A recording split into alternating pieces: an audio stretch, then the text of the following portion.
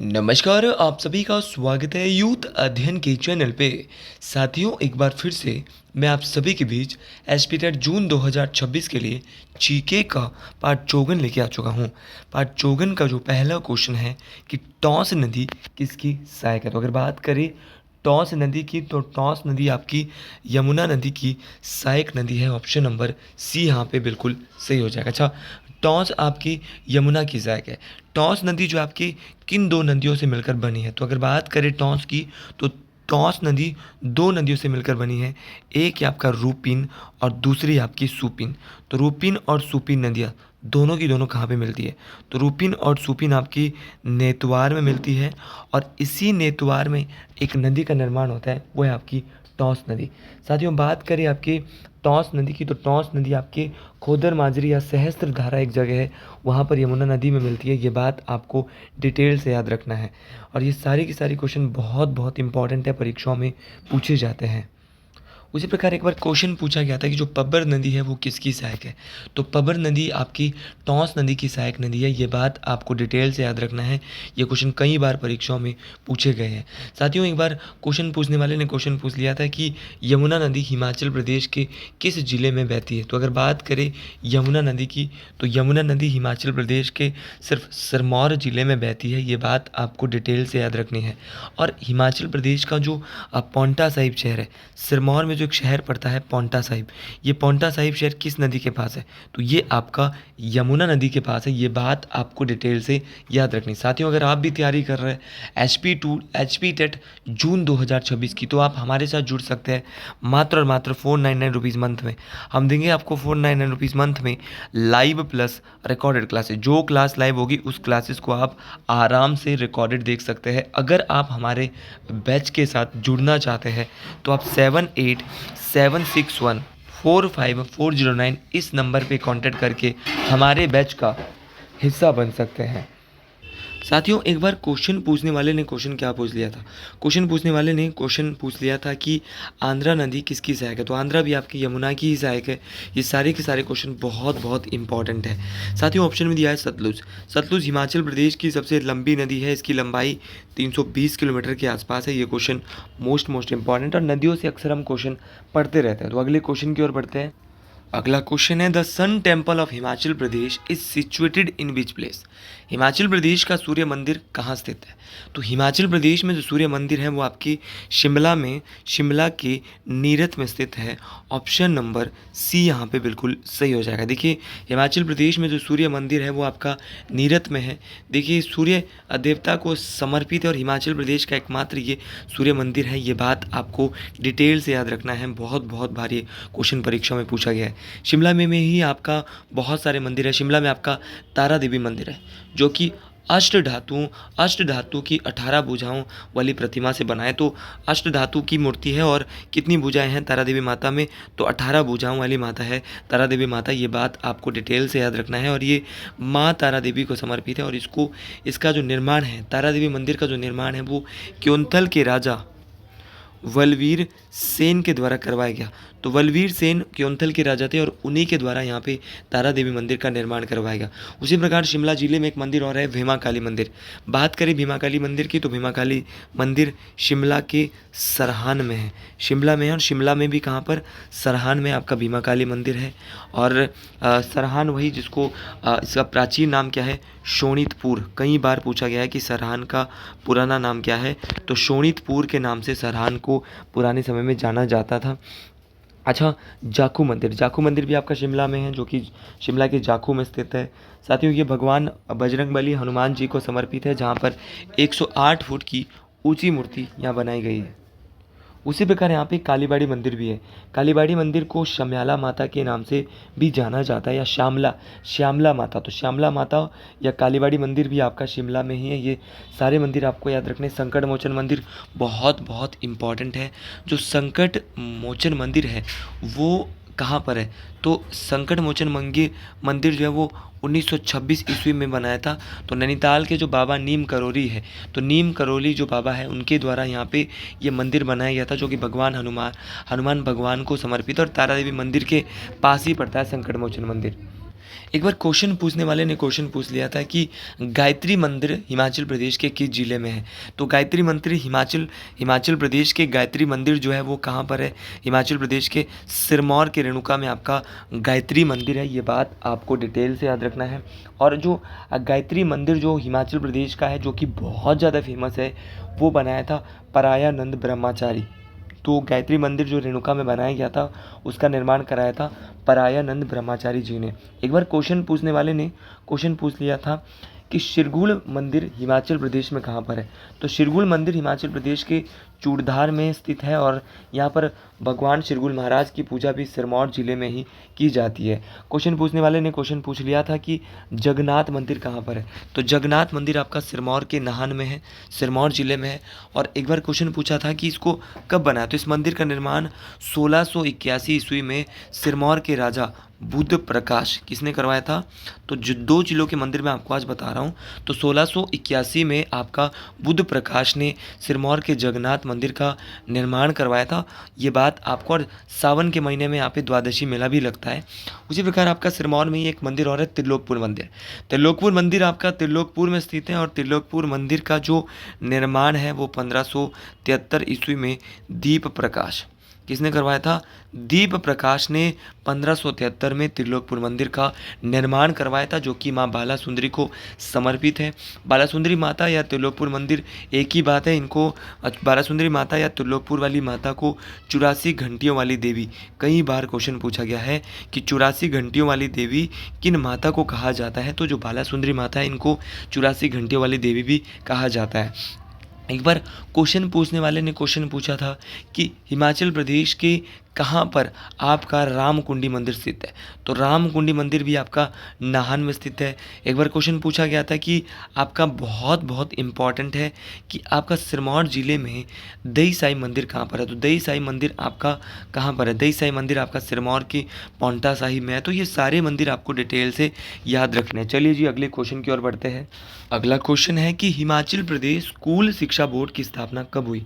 तो हिमाचल प्रदेश जो स्कूल शिक्षा बोर्ड है HP बोस के नाम से, जो कि आपका HP टेट का एग्ज़ाम भी करवाता है, तो इसकी स्थापना जो हुई वो हुई 3 जुलाई 1969।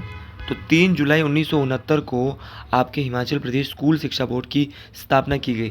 साथियों, हिमाचल प्रदेश जो स्कूल शिक्षा बोर्ड है, इसकी स्थापना 3 जुलाई 1969 को की गई। मेरे भाई क्वेश्चन पूछने वाला क्वेश्चन पूछता है, जब इसकी स्थापना की गई थी तब ये कहाँ पर था। तो स्थापना के समय ये शिमला में था, लेकिन अब वर्तमान में ये धर्मशाला में है।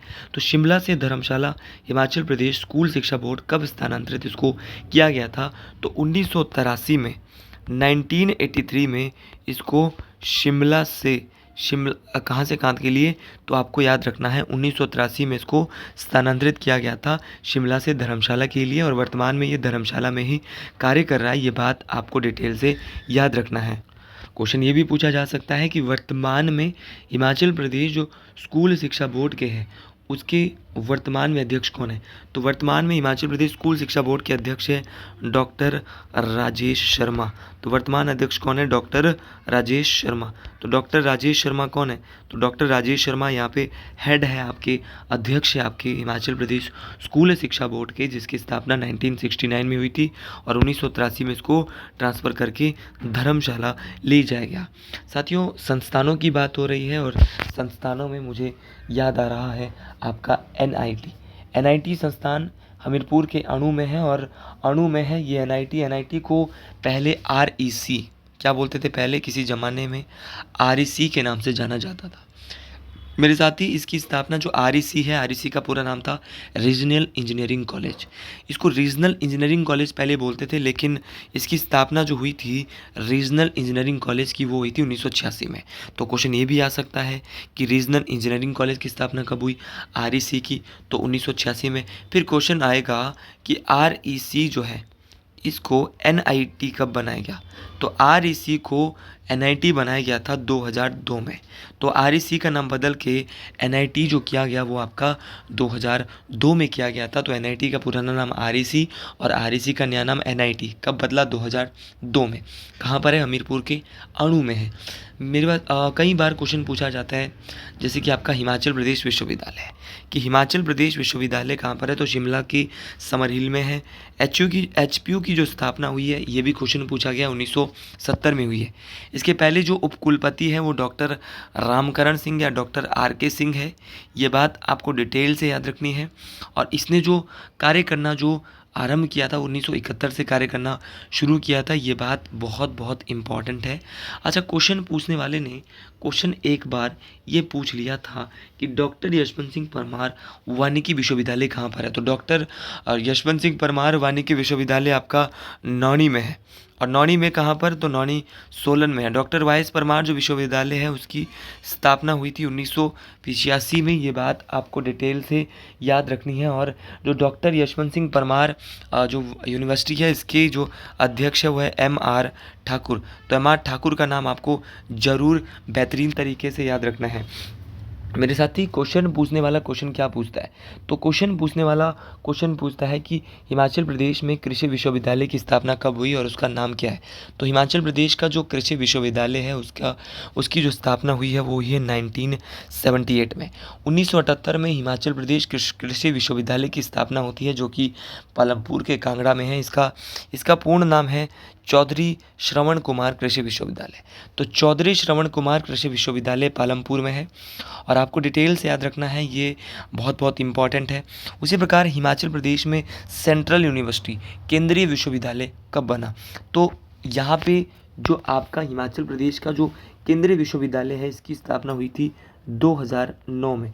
2009 में केंद्रीय विश्वविद्यालय की स्थापना धर्मशाला में होती है। बहुत बहुत इम्पॉर्टेंट है। ये विश्वविद्यालय का जो एक कैंपस है अब देहरा में भी स्थित है। तो देहरा में भी अब विश्वविद्यालय का एक कैंपस बनाया गया है। उसी प्रकार आपका IIT की जो स्थापना है वो 2009 में हुई है। और IIT जो है वो कहाँ पर है? तो IIT जो है मंडी में है। IIT मंडी में है, लेकिन एग्जैक्ट पूछेगा कि मंडी में है, लेकिन मंडी में कहाँ पर है? तो मंडी के भी आपको याद रखना है कमंद में। तो मंडी के कमंद में है आपका IIT। ये बात आपको बेहतरीन तरीके से डिटेल से याद रखनी है। ये बात सारी की सारी बातें बहुत बहुत इम्पॉर्टेंट है। एक बार बहुत बेसिक क्वेश्चन पेपर में पूछा गया था कि इंडस यूनिवर्सिटी कहाँ पर है?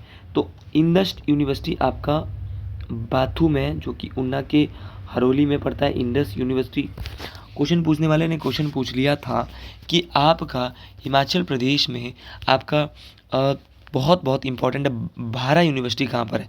तो बाखनाघाट सोलन में आपका भारा विश्वविद्यालय है सोलन में।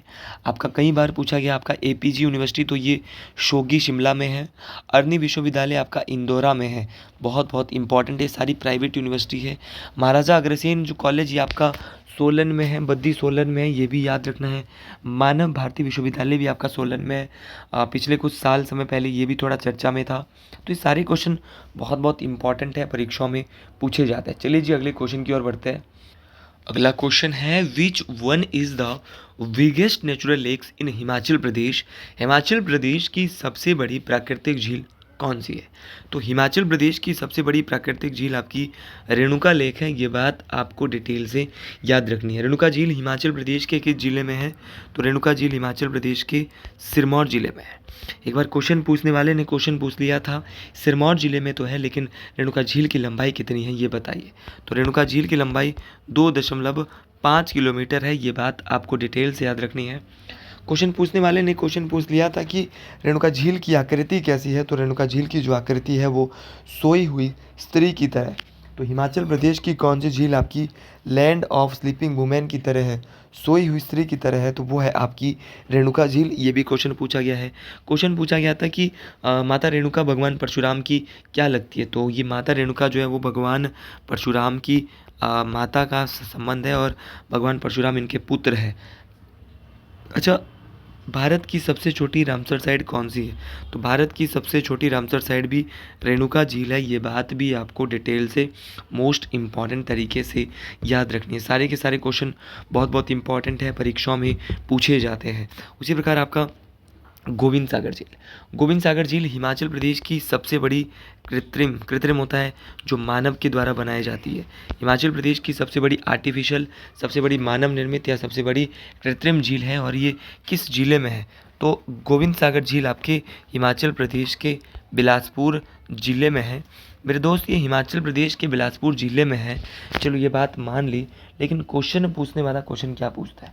क्वेश्चन पूछने वाला क्वेश्चन पूछता है कि आपकी जो आपकी प्राकृतिक झील है वो तो आपकी सबसे बड़ी रेणुका झील है, लेकिन सबसे बड़ी कृत्रिम झील आपकी गोविंद सागर है। और जितनी भी कृत्रिम झीलें होती हैं वो आपकी एक नदी पर बनाई जाती है। इसको बिलासपुर में सतलुज नदी पर बनाया जाता है। मतलब कृत्रिम झीलें बांध के ऊपर बनती है। और याद रखना इस झील की जो लंबाई है ना वो 88 किलोमीटर है। याद रखना है मेरे साथी, आपका इसी झील पर जो गोविंद सागर झील है इस झील पर बनाया गया है भाखड़ा बांध। तो इस झील पर आपका भाखड़ा बांध बनाया गया है। और ये झील जो बनकर तैयार हुई है वो 1963 में बनकर तैयार हुई है। ये बात आपको डिटेल से याद रखनी है। मोस्ट इम्पॉर्टेंट तरीके से आपको ये बात याद रखनी है। ठीक है, ये सारी बातें बहुत बहुत इम्पॉर्टेंट है, परीक्षाओं में पूछी जाती है। ये सारी बातें इम्पॉर्टेंट है। उसी प्रकार आपका रिवालसर झील बहुत इंपॉर्टेंट है जी। रिवालसर झील आपके हिमाचल प्रदेश के किस जिले में है? मंडी जिले में है। रिवालसर झील मंडी में है। इस झील को बौद्ध लोग पद्माचन कहते हैं। ये बात आपको बेहतरीन तरीके से याद रखनी है कि किस झील को पद्माचन कहते हैं। तो रिवालसर झील को पद्माचन कहते हैं क्योंकि ये झील जो है वो पद्म संभव से संबंधित है। क्योंकि पद्म संभव के याद में एक मेला लगता है यहाँ पे, छेत्सू मेला। कौन सा मेला? छेत्सू मेला। कहाँ लगता है? तो छेत्सू मेला आपकी रिवालसर में लगता है। और हिंदू, सिख और बौद्ध तीनों धर्मों का तीर्थ स्थान कहाँ पर है? तो हिंदू धर्म, बौद्ध धर्म और आपका जो सिख धर्म है, इन तीनों का जो तीर्थ स्थान है वो भी आपका रिवालसर झील है। आप जरूर जाइए। क्वेश्चन एक ये भी पूछा है कि हिमाचल प्रदेश में तैरते हुए टापुओं की झील, वो भी रिवालसर झील है। साथियों एक बार क्वेश्चन पूछा था कि लोमश ऋषि की तपोस्थली कौन सी झील है? वो भी रिवालसर झील है। मंडी की बात करते हुए डल लेक की भी बात कर लेते हैं। डल लेक कहाँ पर है? तो डल झील आपके कहाँ पर है? कांगड़ा जिले के धर्मशाला में है। और ये डल झील के पास कौन सा मंदिर है? तो डल झील के पास भक्सुनाथ का मंदिर है। ये बात आपको डिटेल से याद रखनी है। अगला क्वेश्चन है कि प्रकृति का सफाई कर्मी किसे कहा जाता है? तो देखिए, प्रकृति की जो सफाई करता है ना वो कौन करता है? ये क्वेश्चन बहुत बहुत इंपॉर्टेंट है। तो प्रकृति की सफाई करने वाला होता है आपका गिद्ध। तो गिद्ध आपकी क्या है? प्रकृति की सफाई करता है। ऑप्शन नंबर बी यहाँ पे बिल्कुल सही हो जाएगा। अगला क्वेश्चन है कि राष्ट्रीय पर्यावरण अभियांत्रिकी अनुसंधान केंद्र कहाँ स्थित है? तो राष्ट्रीय पर्यावरण अभियांत्रिकी अनुसंधान स्थित है आपके कहाँ पर? मेरे भाई आपको बेहतरीन तरीके से याद रखना है, नागपुर में स्थित है। साथियों क्वेश्चन पूछने वाला क्वेश्चन क्या पूछता है? क्वेश्चन पूछने वाला क्वेश्चन ये भी पूछ लेता है कि राष्ट्रीय पर्यावरण अनुसंधान केंद्र जो है वो तो नागपुर में है, लेकिन क्वेश्चन कई बार एक पूछा जाता है कि आपका बहुत प्यारा क्वेश्चन है कि भारतीय पेट्रोलियम संस्थान कहाँ पर है? तो भारतीय पेट्रोलियम संस्थान देहरादून में है। आपका देहरादून में ही आपका क्या है? देहरादून में ही आपका पड़ता है भारतीय अनुसंधान संस्थान। ये भी देहरादून में है, भारतीय अनुसंधान संस्थान भी। फिर आपका क्वेश्चन पूछा जाता है, क्या पूछा जाता है मेरे दोस्त? क्वेश्चन पूछा जाता है कि भारत का आपका चमड़ा अनुसंधान संस्थान कहाँ पर है? तो चमड़ा अनुसंधान संस्थान आपका केंद्रीय चमड़ा अनुसंधान संस्थान। तो केंद्रीय चमड़ा अनुसंधान संस्थान चेन्नई में है। उसी प्रकार आपका भारत का कृषि अनुसंधान संस्थान कहाँ पर है? तो कृषि अनुसंधान संस्थान आपका नई दिल्ली में है। ये क्वेश्चन बहुत बहुत इंपॉर्टेंट है। आपका कई बार क्वेश्चन पेपर में पूछा गया है। क्या क्वेश्चन पूछा गया है कि आपका बहुत बहुत इंपॉर्टेंट है, बार बार आता है कि राष्ट्रीय वनस्पति अनुसंधान संस्थान कहाँ पर है? तो ये आपका लखनऊ में है। एक बार क्वेश्चन पूछा गया था, बहुत प्यारा क्वेश्चन है। क्वेश्चन था कि अखिल भारतीय आयुर्विज्ञान संस्थान, ये भी आपका नई दिल्ली में है। वीडियो अच्छी लगी हो कमेंट बॉक्स में जरूर लिखिए। जय श्री गुरु महाराज, हर हर महादेव।